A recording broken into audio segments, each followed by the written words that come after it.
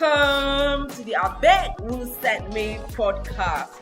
Abegwhosendme podcast is focused on building a community of entrepreneurs who can learn from each other, collaborate, foster growth, and be powerful enough even to influence policies affecting MSMEs and SMEs in our great nation, Nigeria. My name is Titilayo Ekundayo, and it's such an amazing honor to be here. Thank you for listening in. If you are an entrepreneur, you're a wannabe entrepreneur, you're a friend of an entrepreneur, you are at the right place. And I'm sure you're going to learn a whole lot of amazing. With me, I am Abiodun Akinnagbe. Abiodun. Hello, it's so good to be here, Titi. Hi everyone. I am Abiodun Akinnagbe, and interestingly, I'm not currently an entrepreneur, but I think I've lived so much, moved so much with entrepreneurs that I would say I get it, maybe a bit, because I really do not live their lives.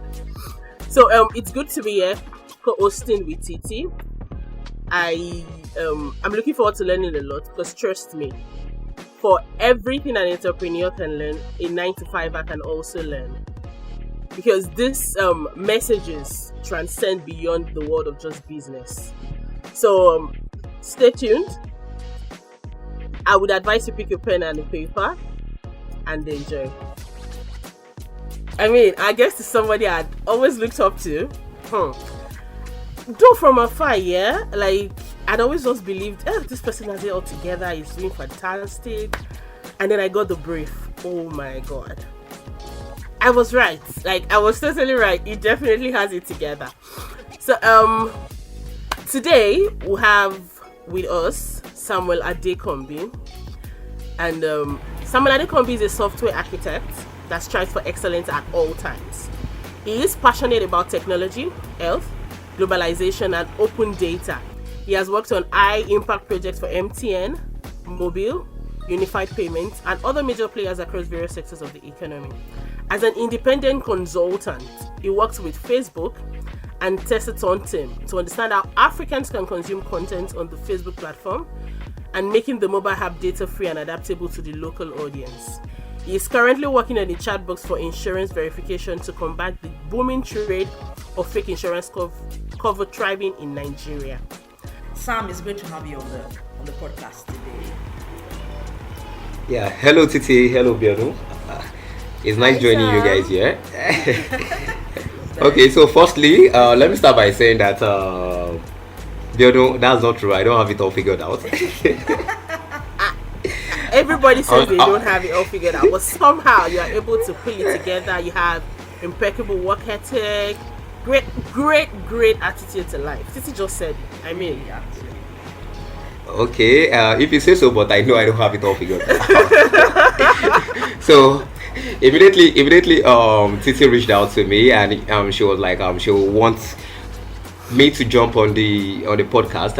She said, the title is Abegwhosendme. I'm like, yes, I think I'm the right person for this particular podcast, because the truth is that I have a lot of those moments. Abegwhosendme. Hope I'm not going to go get a 9-to-5 job. You understand? Because I don't have it all figured out. Because every day, a new challenge. You just stumble on something different every new day, and you're like, how did I even find myself here? Why don't I just go pick up a job where someone has it figured out, you understand, and you just fit into the templates and just get. Okay, so why haven't you done that?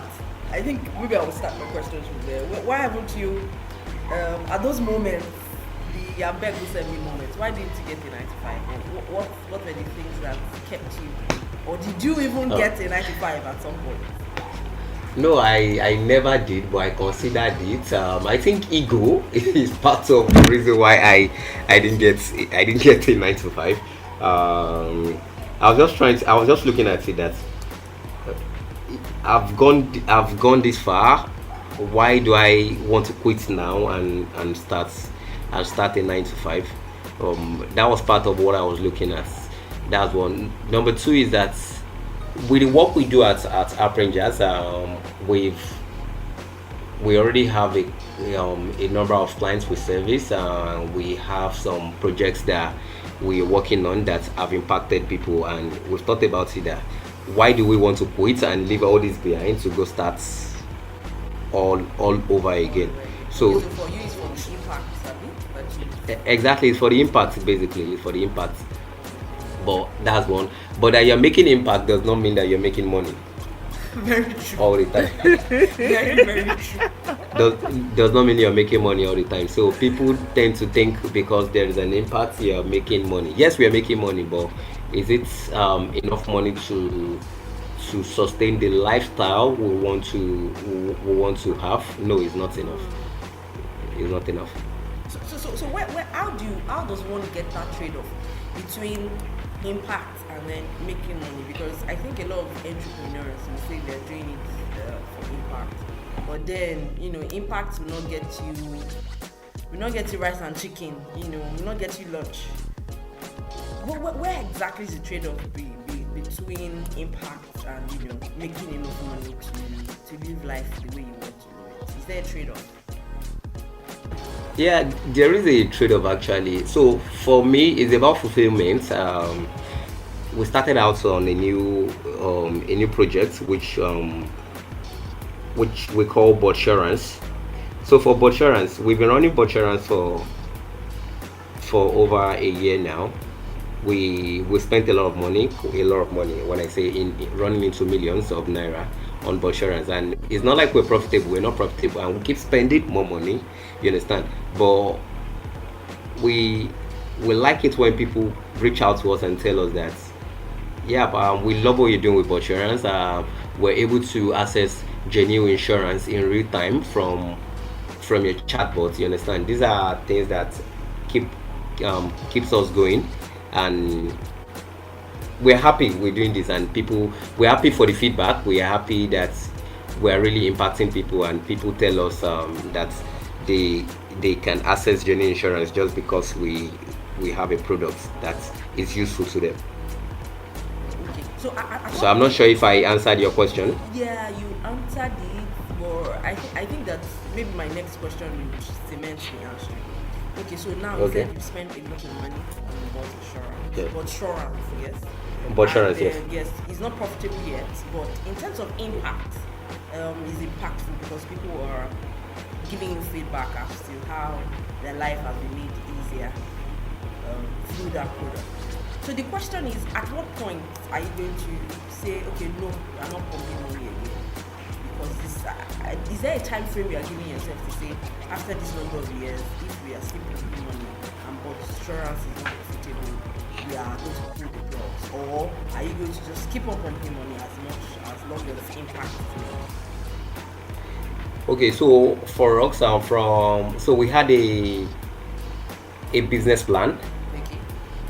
You understand? And so from our business plan, we're sure that we're going to be profitable. You understand? But with the business plan, you can't be sure of when you are to pull the plug. You're not sure of the time when you have to stop pumping. No, you can't even stop pumping money. No, I don't think business is being run that way. So it is about you can't stop pumping money because you have to still keep doing marketing. You have to still keep onboarding agents, partners. You understand, on your platform, and all these things cost money. Activation costs money. You understand. So you can't say you have to stop. But I think where we have to stop is when we realize that the project itself is not sustainable. Even when we are not pumping so much money, our turnover is way more than the money we are pumping in. I think that is when we know that we are not pulling the plug. We will still keep spending money, but not as much money as we are spending currently on the project.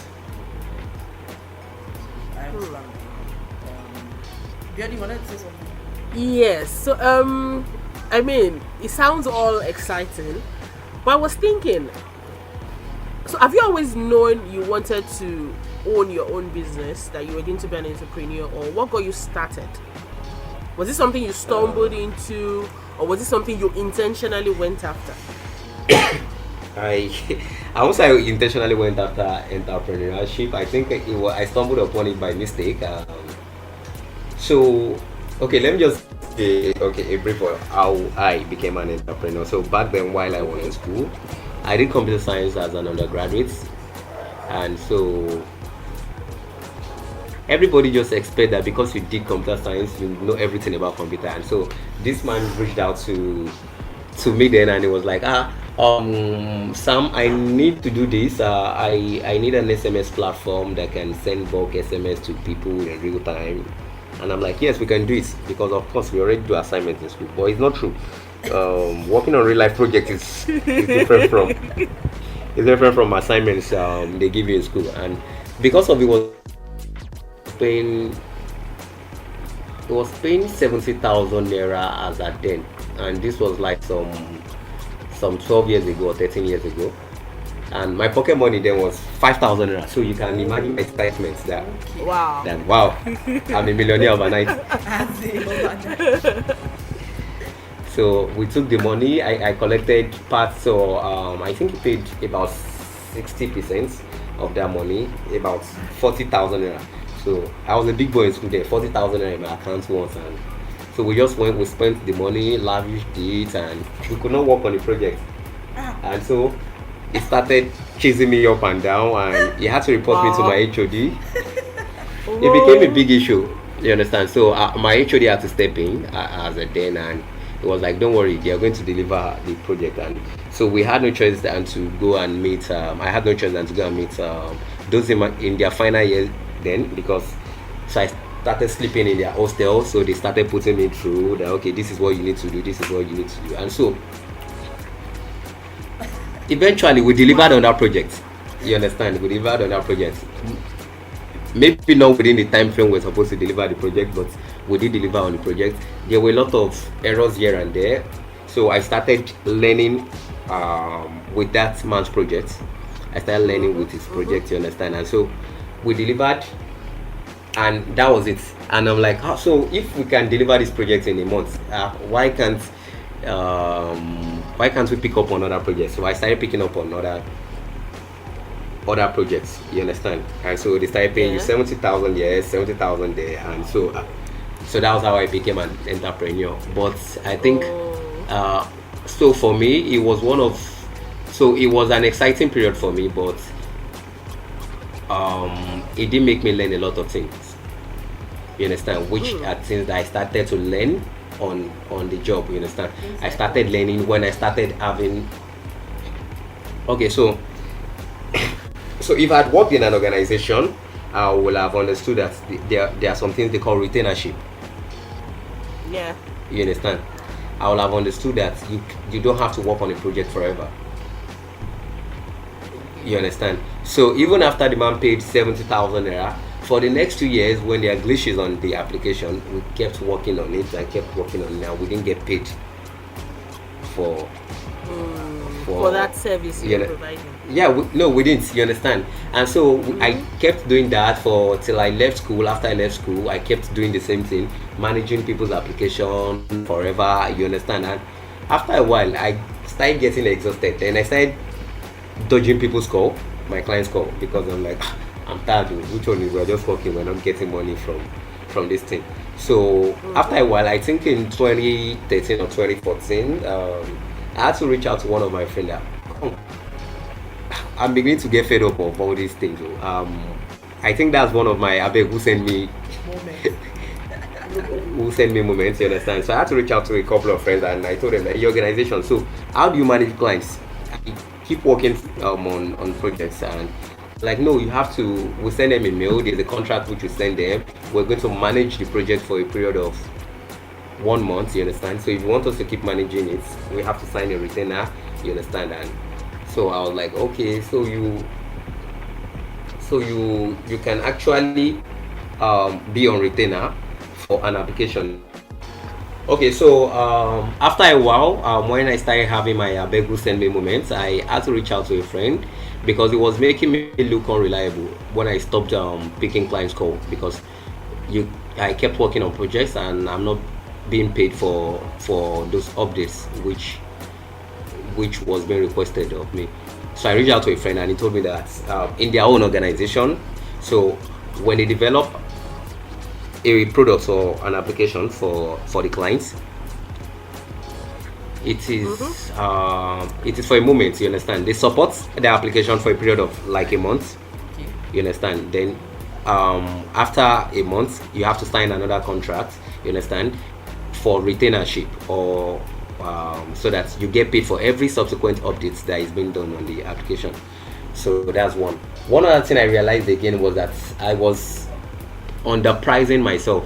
You know, I came from a background where I told you I received 5,000 naira per month for my pocket money, and so yeah, exactly. So getting 70,000 seemed like a lot of money, and getting out of school and you earn 70,000 it seemed like a lot of money, but it was not a lot of money. So when I asked my friends how much is being charged in their own organization for the same kind of application that is being developed, you realize that these people charge 1 million while you're charging 75,000, you're charging 100,000, and you're like, no, you're not on the same page. So it made me realize that there are a lot of things I didn't learn, and if I'd worked in an organization, I would have learned from putting structures in place, from pricing, from contracts, from financials. There are a lot of things I would have learned, which I was struggling with on my own.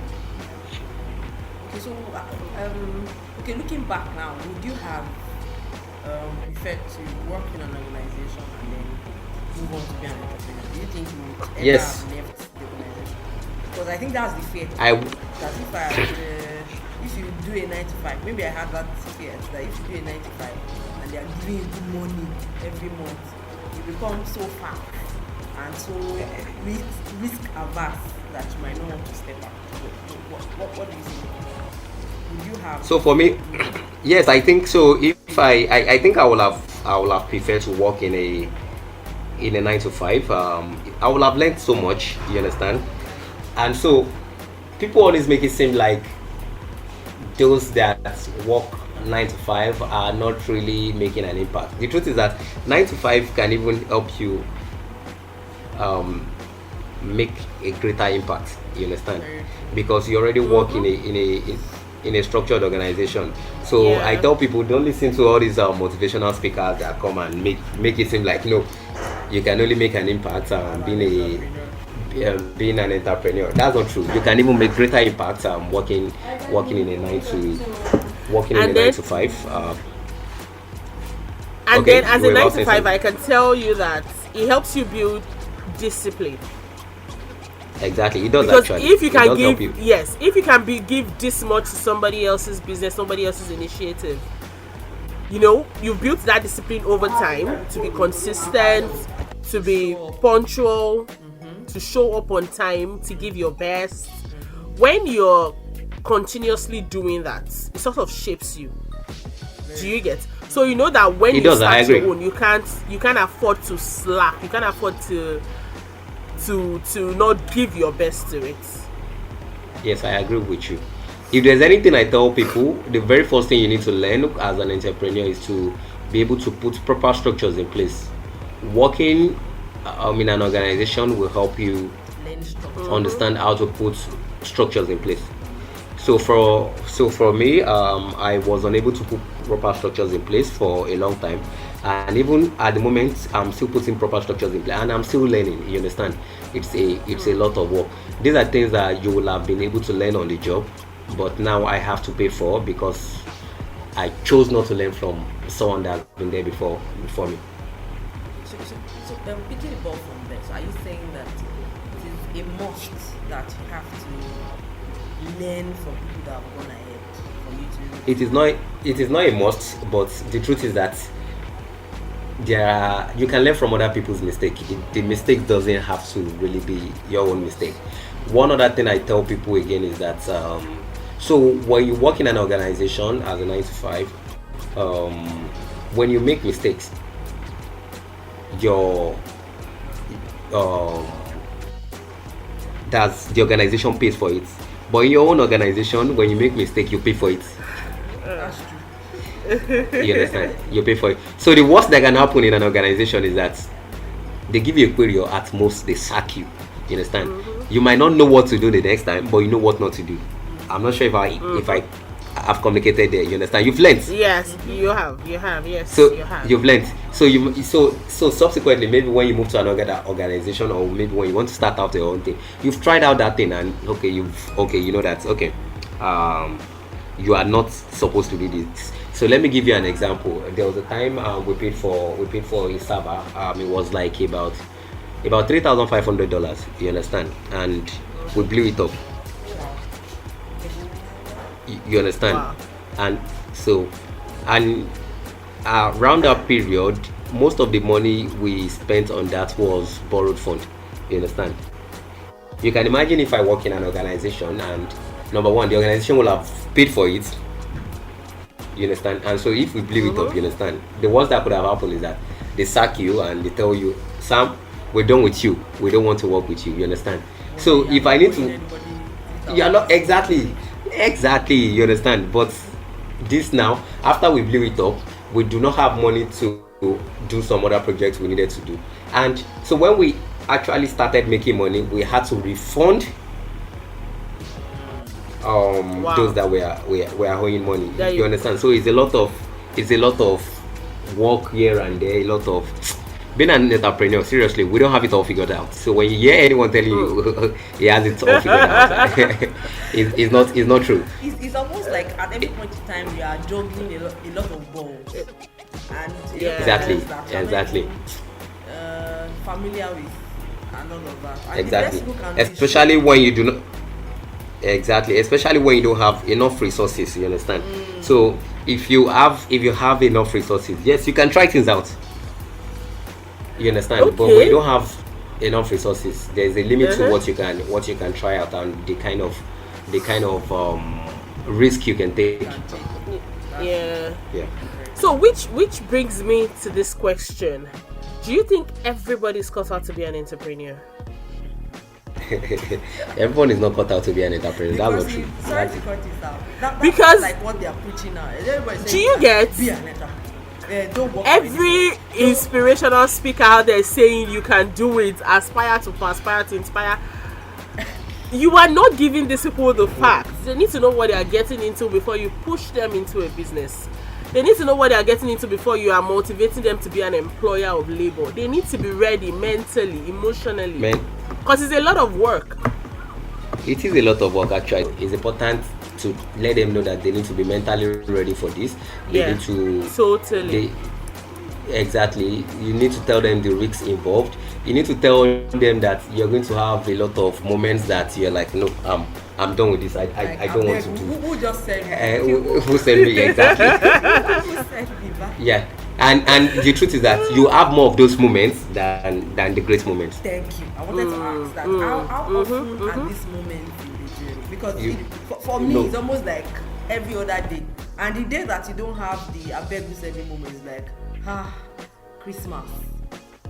So I'm going to say that, okay, so how often are even these moments in your journey? How often do you have these moments? Almost every day.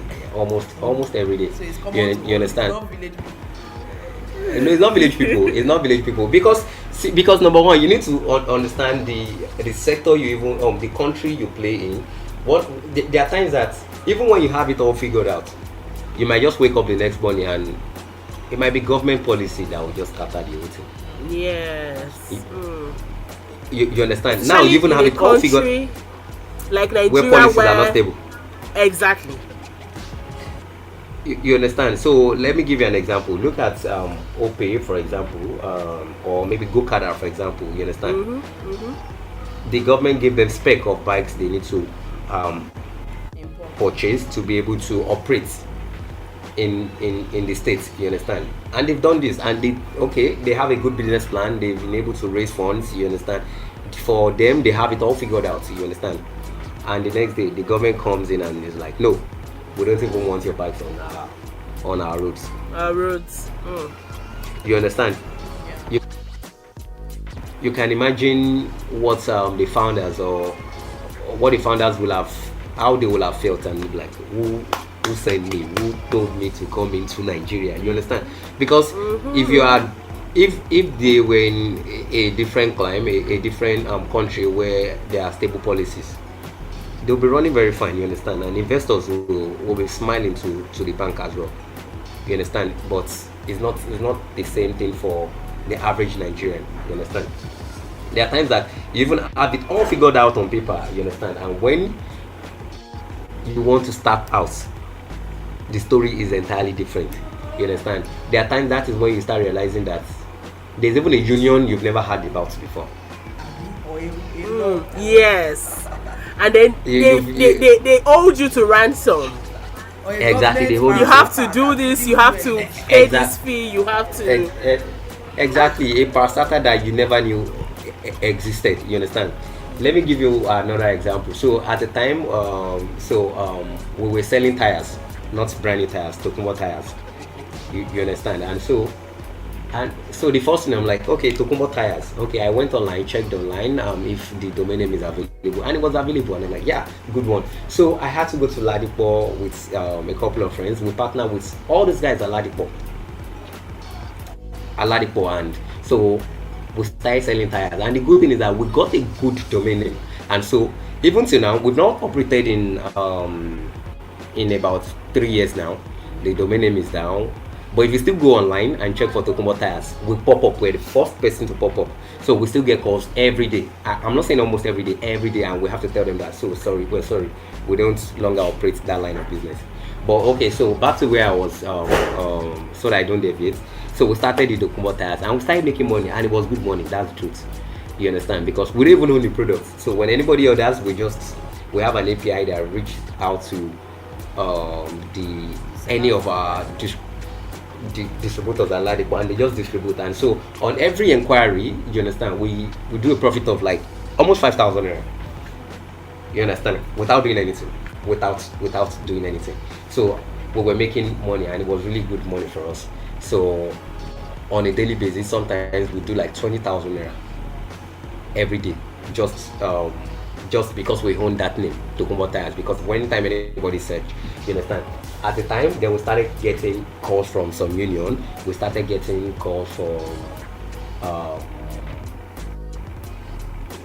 Standard Organization of Nigeria, from MAN, you understand. Then that was when we realized that Tokumbo tires are contraband, you understand. And they were like, no, they were going to arrest us. They sent us a letter. Then we're like, wow, never even knew. Yeah.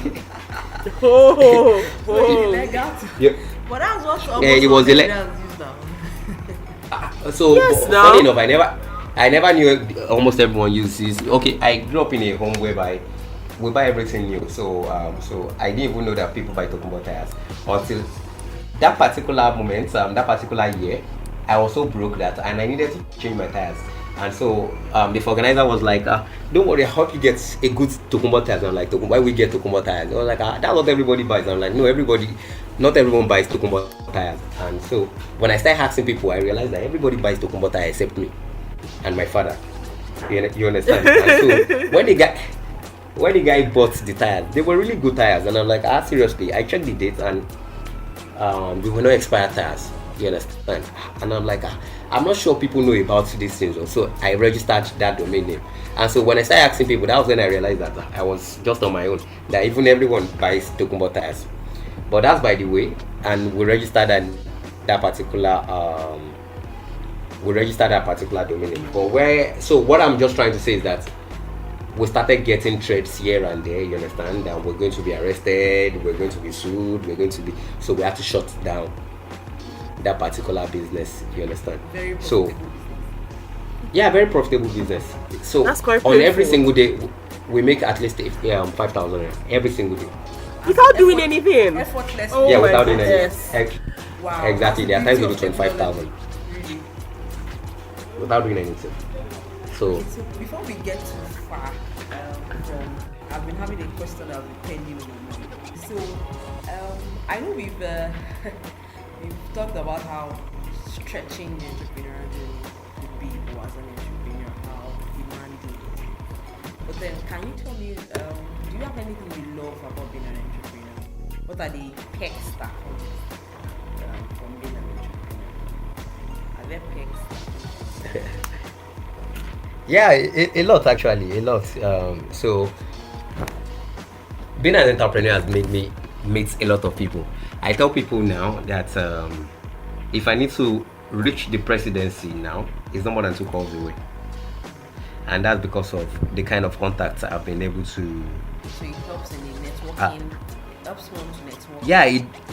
Yeah, it does. It does because of the kind of contacts I've been able to lay my hands on as an entrepreneur.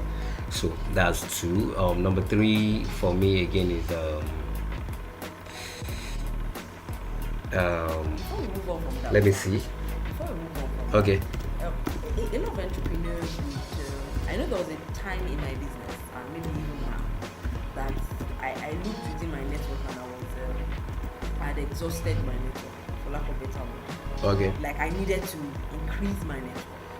And a lot of entrepreneurs were okay, so how do I even know more people? How do I even get to know people that I can, that are not in my immediate space? So how do people really know? Because I think a lot of people have issues, especially entrepreneurs. So how do I even know? How do I meet people? How do I get to people that would be of advantage to me later on, that it can even be of advantage to me? So how does networking really work? Okay, so for me, there are always events here and there, you understand? So there's always, like we met at the Google Flutterwave event, you understand? So there was a contact which I got there and which has been valuable to me at that particular event. So when I attend events, one of the things I try to do is to meet new set of people. You understand? So I walk up to them and I'm like, no, I'm not. So you are saying that every entrepreneur will be with that shy side? Because if imagine if you're no, you can't be shy. You cannot be No, shy. you can't be shy and be an entrepreneur. No, because it can't go far. You can't really go far. A shy entrepreneur cannot go far. No, you can't, because you have to meet people, you have to talk to people, you have to do presentations, you have to defend your. There's just so much. There's just so much to do, and you can't say because you are shy, you are not going to do all those things. Then you're not ready to run a business. Okay. So to sorry to cut in there. So what would you advise? So, like the Google Flutterwave initiative where you guys met, event where you guys met. So say you've gone around, introduced yourself, got a couple of cards or contacts. What would you advise they do with all the contacts they've sourced or they've gotten, amassed? Yeah. Do you get where I'm coming from? So yeah, I do. I get you. So it's not enough that you just reach out to someone and get the person contact. It's important that there is a communication. You understand? It's important that the person you bond with the person. And so once you're done there, you let the person know that you're going to reach out. Okay. You understand? It's not just you be like, okay, you're like, okay, Titi, okay, don't worry. I'm going to reach out to you next week. So you can reach out with maybe opportunities. There may be another opportunity. There may be something new, a new product that you just came up with, and you're like, okay, I just came up with this product, and I think you might be interested in this. You understand? Just something to keep up the relationship. You understand? So one other thing is that, okay, so once you have someone's contact and he has your contact, so that means you will see the person's story. You understand? And so when there's something new you have or something, comment on their post, comment on their post on WhatsApp, comment on their post on Instagram. It is important that you have a relationship with that person. I prefer to get your phone number and maybe later on request for your email address. You understand? Because if I get your business card, I'm just going to drop it in the car or somewhere. I'm going to misplace it. That's the truth.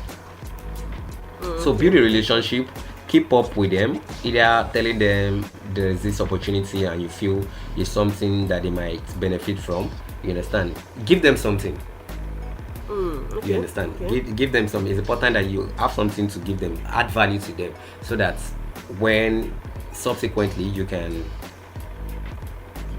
share your own your own products to them, you can request from them. You understand? But it's important that you give something first. Okay, so in that line of giving something, for an entrepreneur that is just starting and the new resource is very limited, so what does give them something? Is something Give them is not like give them not necessarily. Okay. Yes, exactly. Share something with them. Share an opportunity with them. That's what I mean by giving. It's not about. It's not money. It's not exactly. It's not getting them an amper. Share something with them. Something of value with them. So I think that's about it. Yeah. So I think what I've gotten from this now is it's important to do your own work, right? So as much as you've been to an event, you've met people, you've gotten contact. So if you need to still go back home and check them out and see, oh, okay, so this person is, yeah, really, this was what he talked about. This is what he's doing. Oh, nice. Okay. So you know at least where to pick up the conversations from, what ideas to offer, what, like you said, value is important. Exactly. So you have to communicate Exactly. that I can be of value to you. It's important that you learn business structure, understand finances.